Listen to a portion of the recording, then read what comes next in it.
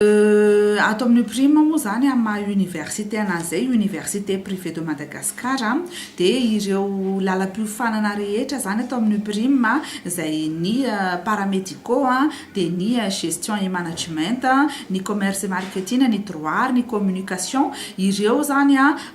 filière diplômante ireo zany izay azahoana bac plus 2 bac plus 3 bac plus 4 dia marihana fa tsy maintsy mpianatra manana bac avokoa zany no mianatra amin'ireo lalam-piofanana ireo fa ankoatran'izay nefa ny prime dia manana département hafa izay département tsy mifandraika amin'ny université mihitsy izy io cours pré-prime no nataonay anarany izy ity indray zany dia natao hitsinjovana an'ireo mpianatra izay efa nanala bac kanefa tsy afaka na ihany koa vao nifindra kilasy famaranana dia manomana izahay zany manofana an'ireo mpianatra ireo classe terminale dia ireo mpianatra ireo zany